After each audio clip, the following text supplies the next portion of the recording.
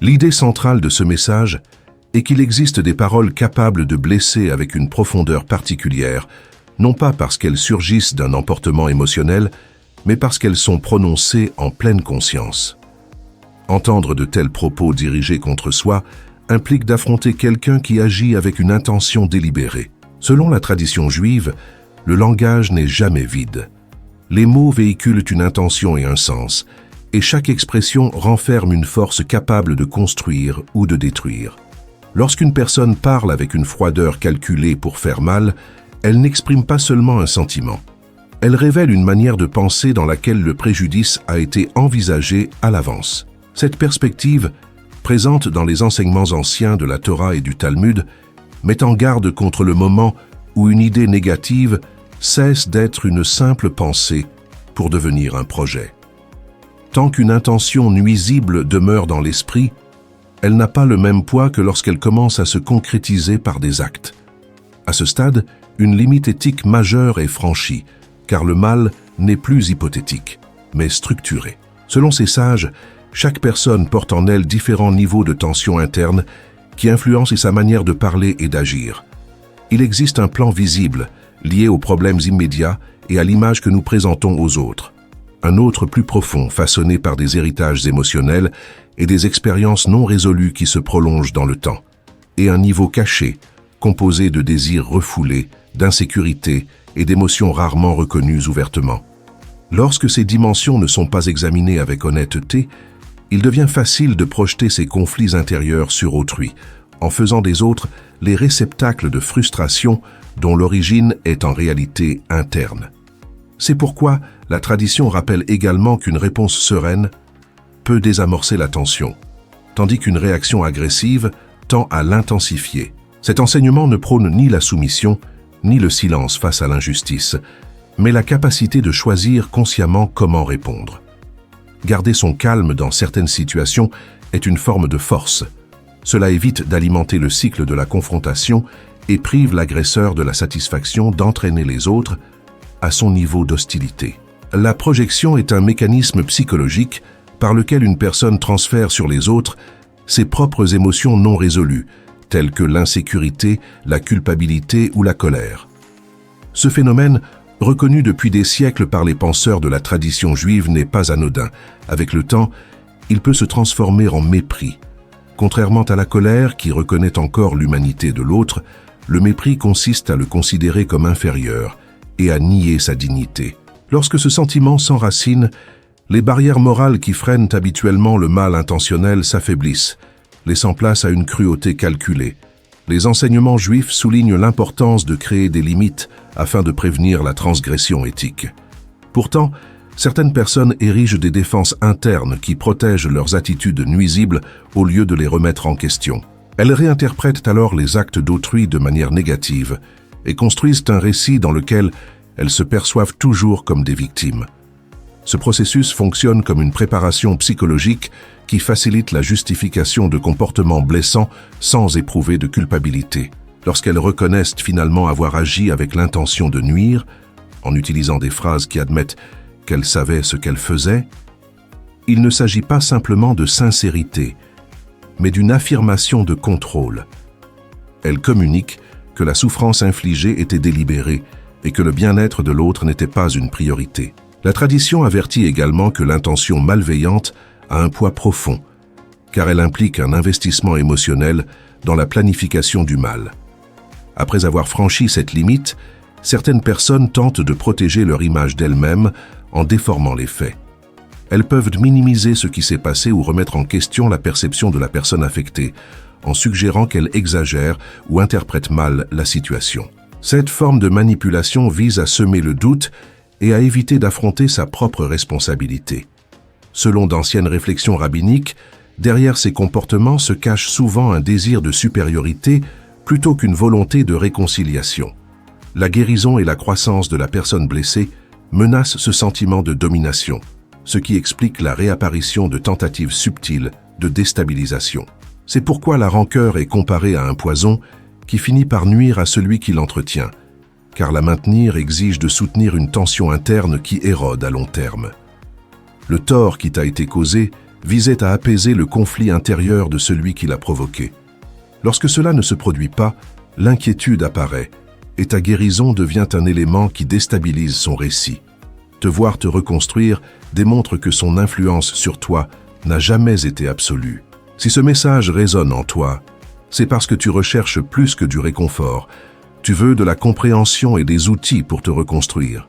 La tradition juive propose une réponse qui ne repose pas sur la vengeance, mais sur la décision de ne pas porter l'amertume d'autrui. S'accrocher à la revanche maintient une personne enfermée dans le même cycle que celui qui l'a blessée. Se transformer, au contraire, signifie reconnaître ce qui s'est passé sans permettre que cela définisse son identité. Cela implique d'accepter la douleur, d'en tirer des enseignements et d'établir des limites fermes sans adopter la dureté qui en est à l'origine. Ces enseignements insistent également sur l'importance du discernement. Comprendre la différence entre celui qui se trompe et celui qui agit avec l'intention de nuire permet de se protéger sans sombrer dans le ressentiment. Croire quelqu'un lorsqu'il admet avoir agi délibérément ne signifie pas rester prisonnier de cette déclaration, mais l'utiliser comme un signal pour renforcer la conscience de soi et l'autoprotection. Les expériences difficiles peuvent devenir des occasions de croissance profonde. Guérir est une affirmation d'autonomie et démontre que l'identité d'une personne n'est pas déterminée par le mal qu'elle a subi. Une autre idée centrale concerne la protection de l'espace intérieur. Préserver une certaine discrétion autour de ses réussites et de son bonheur aide à maintenir une sphère personnelle indépendante de la validation extérieure. Chaque individu possède un noyau intime qui mérite d'être protégé, un lieu où seules ses valeurs les plus profondes ont leur place. Reprendre le contrôle de cet espace consiste à décider quelles influences sont autorisées et lesquelles ne le sont pas. Des pratiques simples, comme faire une pause consciente avant de répondre à une provocation ou choisir un silence réfléchi face à une critique blessante, peuvent renforcer l'équilibre émotionnel. Cette pause crée un espace pour agir depuis le calme, plutôt que de réagir impulsivement. C'est dans ce choix que réside une forme de force, la capacité de préserver sa dignité et son contrôle intérieur, sans entrer dans la dynamique de confrontation que d'autres cherchent à imposer. Choisir de ne pas réagir à la toxicité d'une autre personne peut être plus percutant que tout affrontement direct, car cela montre que ses paroles ne gouvernent pas ta stabilité intérieure. Maintenir sa dignité face à la provocation établit une limite claire. Sa tentative de te blesser ne définit pas ton monde. Dans la tradition juive existe l'idée de répondre par des paroles qui construisent plutôt que de détruire. Opter pour des pensées qui renforcent ta guérison, ton avenir et tes liens sains n'est pas une faiblesse, mais une affirmation consciente de ton humanité. Au lieu de dépenser ton énergie dans le ressentiment, tu la réorientes vers le développement de ton équilibre intérieur. Une pratique utile pour renforcer cette autonomie consiste à créer un bref rituel personnel de réflexion quotidienne.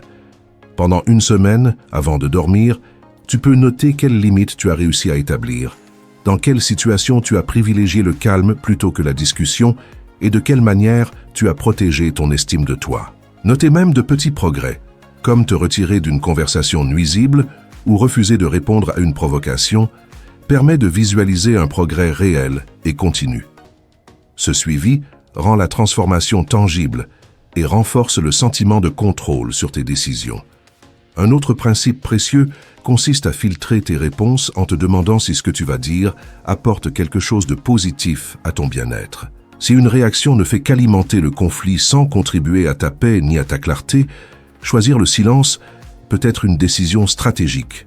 De même, prendre du temps avant de répondre aide à apaiser l'intensité émotionnelle et à retrouver de la perspective.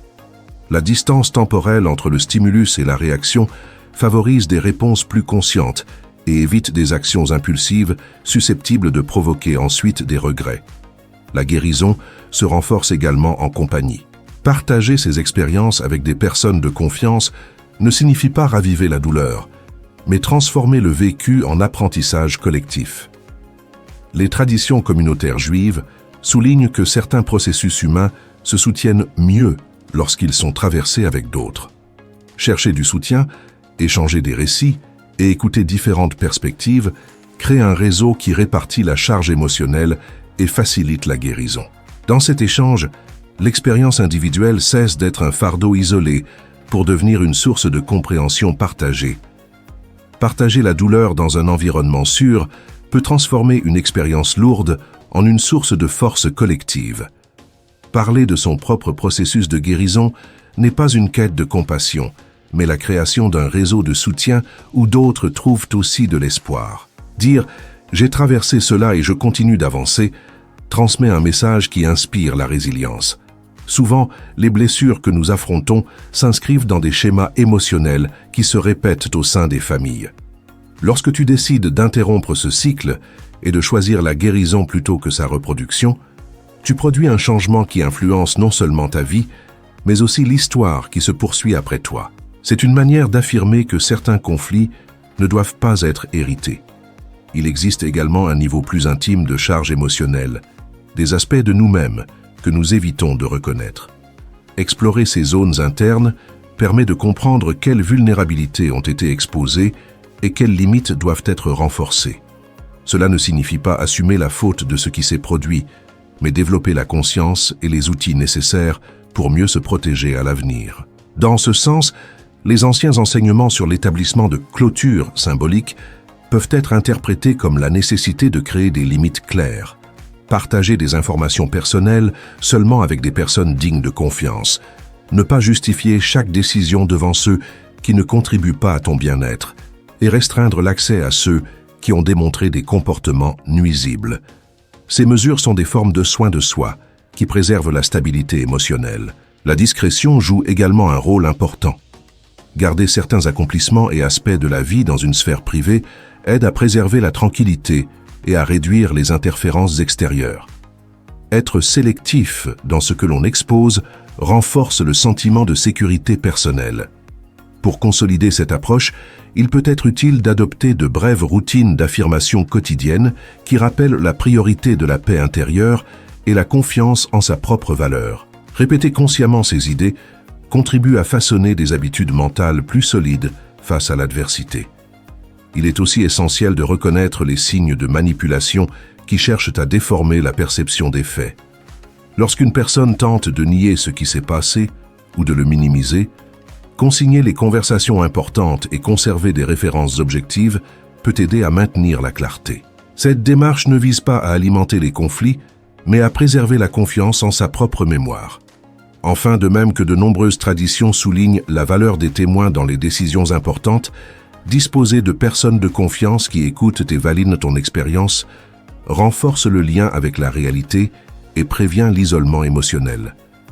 Avoir plus d'une voix pour confirmer ce qui s'est produit renforce la confiance dans sa propre expérience. Lorsque tu partages ton histoire avec une personne de confiance absolue, tu crées un point d'appui extérieur qui valide tes souvenirs et tes émotions. Il ne s'agit pas d'exposer ta vulnérabilité à n'importe qui, mais de choisir quelqu'un capable d'écouter avec honnêteté et d'offrir une perspective stable lorsque surgissent des doutes. Cette présence agit comme une ancre qui réaffirme ta perception et t'empêche de t'isoler dans la confusion. Quant à savoir s'il est opportun de confronter la personne qui a causé le tort, la réponse dépend de l'objectif. Une conversation peut être utile lorsqu'elle sert à établir des limites claires et à retrouver ta voix. Toutefois, si le but est d'obtenir des excuses qui ne viendront probablement pas, insister peut épuiser inutilement ton énergie. Parfois, la décision la plus ferme consiste à prendre ses distances sans dramatisation, car se retirer d'une dynamique nuisible est aussi une forme d'affirmation personnelle. Le concept de pardon est souvent interprété de manière simplifiée, mais certaines traditions distinguent entre pardonner et lâcher prise. Le pardon complet implique la responsabilité et le changement de la part de celui qui a commis la faute. Lorsque cela n'a pas lieu, il reste possible de se libérer du ressentiment sans nier la gravité de ce qui s'est passé. Lâcher prise signifie cesser de porter le poids émotionnel de l'offense et donner la priorité à sa tranquillité. C'est un choix intérieur qui ne dépend pas du comportement d'autrui. La véritable transformation commence lorsque tu décides d'appliquer concrètement ce que tu apprends. Choisir une pratique, comme renforcer une limite, adopter une habitude de réflexion ou mieux protéger ton espace émotionnel et la maintenir dans le temps, transforme la compréhension en changement tangible. De nombreux enseignements spirituels s'accordent à dire que chaque jour offre l'occasion de se redéfinir. La capacité de choisir comment répondre à l'adversité révèle une force profonde. Bien que les expériences difficiles laissent des traces, elles peuvent aussi ouvrir la voie à une version de toi-même plus consciente et résiliente.